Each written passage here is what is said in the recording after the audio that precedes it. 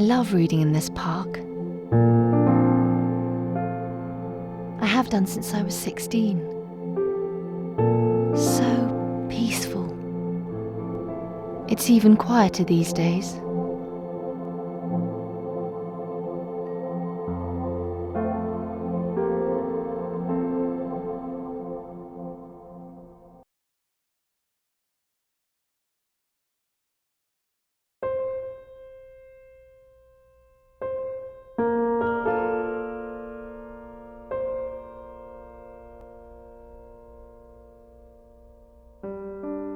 The future of climate change is difficult to predict, but clearly much more extreme weather events, changing weather, that will create in itself huge social changes, like desertification will mean migration, flooding, land loss will mean that people want to move.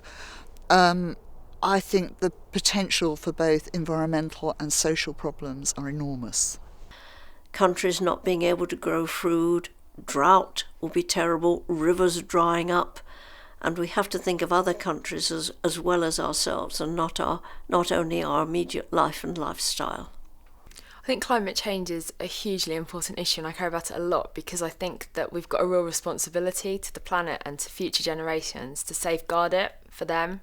I think we are beginning to notice changes, obviously within the weather, and the seasons seem to be lengthening and doing strange things. And I think probably initially you might think it was your imagination or just, freak weather behaviour. But as the months and the years are going by, it's quite obvious there is something happening and we need to not ignore it and take action. I hope that people will also have the moral fibre that they'll want to do something about climate change problems themselves and not solely leave it to politicians. The recent Stern report said that if we start doing stuff now, then it will be less painful than if we put it off for 10 or 15 years. So if governments don't take the right actions now and in the next couple of years, they are going to have to take much more difficult and unpopular actions in 10 or 15 years' time, so that that will be much more difficult both politically and much harder for all of us. This is Patricia. She is driving towards a wall. She can see it coming but has not slowed down. In fact, she continues to head towards the wall at high speed. Suddenly, Patricia has to stop.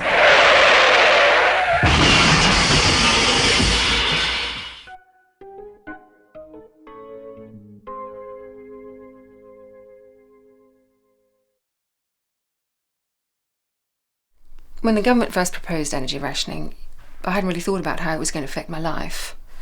But it's hard. It's really hard. And I can understand why they have to be so strict about things, but I feel as though I've lost some of my rights.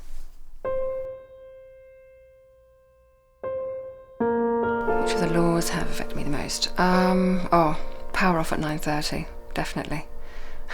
I mean, this is going to sound a bit sad, but I really miss my late night telly. And I was a real night owl, so my whole way of living has changed completely.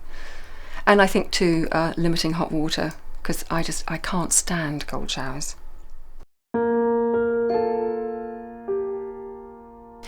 Actually, what angered me the most was them coming to take away our cars. And it wasn't the fact that the compensation was, barely adequate. Just that I really love my little motor. And my husband was just devastated. But I have to say, we are fitter as a consequence because we're just walking everywhere. So I guess that's a good thing, isn't it?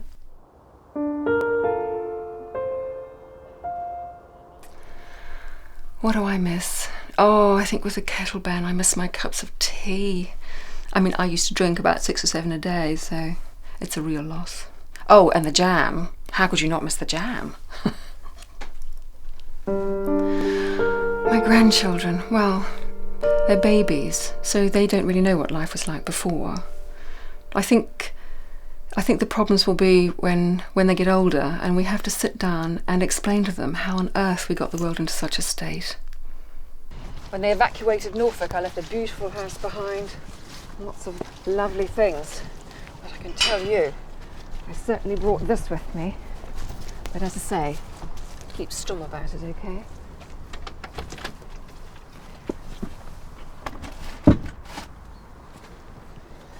Look at that. Bet you haven't seen one of those in a long time, have you?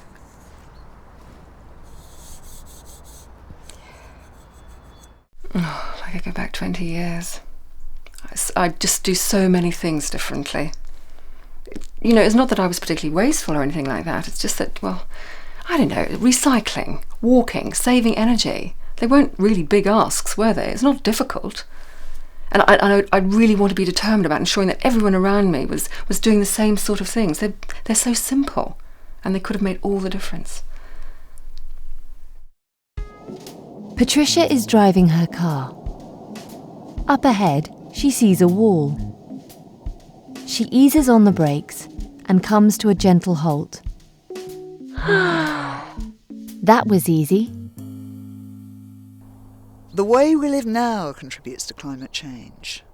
We got used to a really nice way of living where we can do things without thinking about them or their effect on the planet. But actually, all our actions have consequences. Being a member of the WI has made me much better informed about climate change and about the issues that we face, and particularly what we're able to do to counteract some of the problems.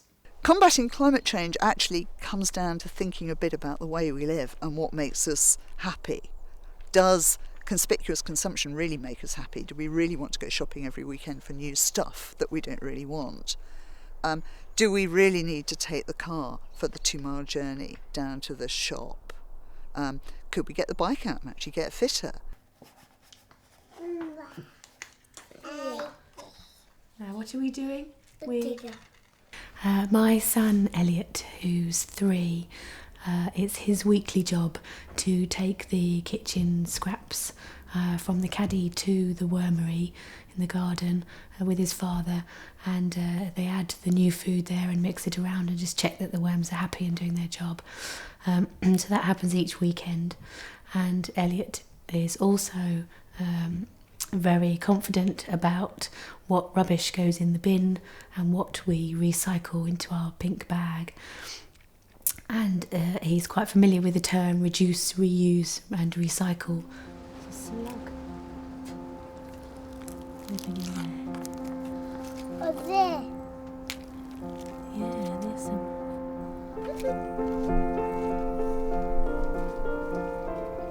I think there are 2 really important elements in building houses like this, and one is to reduce consumption. So you have really thick walls full of insulation, you have high-spec windows, you have insulated roof, so that the energy the house needs is very limited.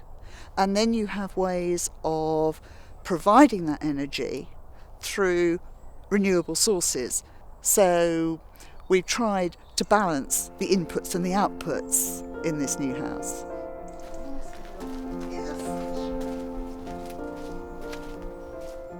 The WI have been creating eco-teams. I was delighted to be able to be involved in this and have created an eco-team in our village. We had an assembly at the school, and the school were very responsive. We were amazed how aware of the situation and how knowledgeable the children were. In the future, we want to work very much with the school and the village to help everyone. We are a community, a small village, and being that, it's very important to work together and very much easier than in large towns. People may not be able to do everything. Living in the flat that I do, I can't change my windows because it's listed, so I can't have double glazing. But I live in central London, so I'm lucky that I can walk to almost every amenity that I need. I barely ever have to use the car. So everyone should just work with the hand that they're dealt.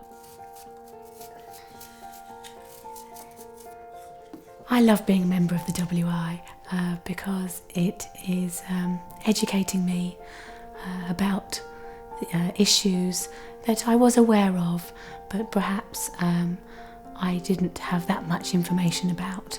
People get really concerned and they say that if China's opening a couple of power stations a week and putting loads more CO2 into the atmosphere, then what can they do?